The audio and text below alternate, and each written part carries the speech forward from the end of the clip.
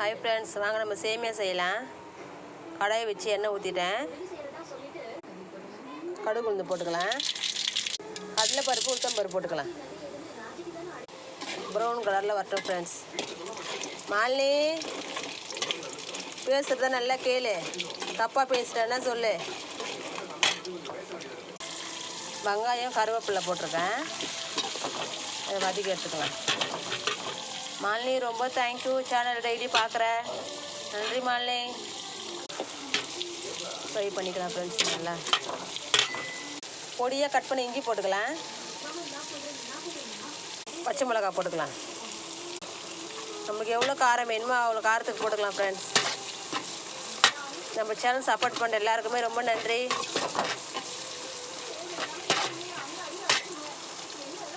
தக்காளி போட்டுக்கலாம்.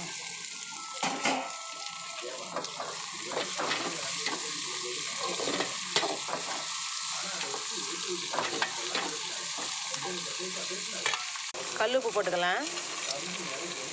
தக்காளி ரொம்ப நசுக்க வேணாம் ஃப்ரெண்ட்ஸ், ஓரளவுக்கு போட்டுங்க.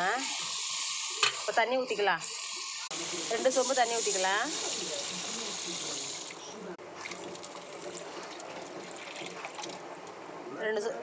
ரெண்டு சொம்பு தண்ணி ஊற்றிருக்கேன்.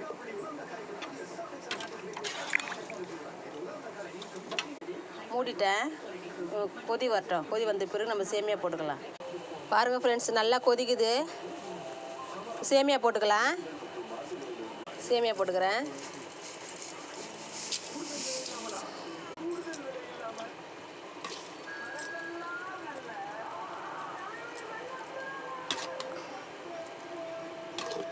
சேமியா போட்டேன்.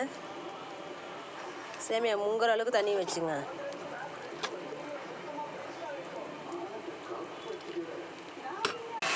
சேமியா பாருங்கள் ஃப்ரெண்ட்ஸ், தண்ணி வற்றிச்சு.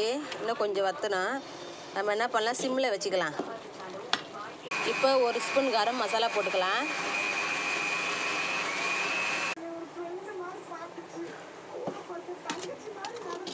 சேமியா ரெடி ஃப்ரெண்ட்ஸ், பாருங்கள்.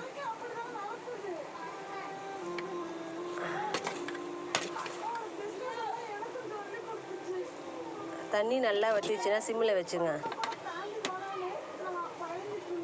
ரெடியாக பாருங்கள், தண்ணி சுண்டி போயிடுச்சு. சேமியா ரெடி.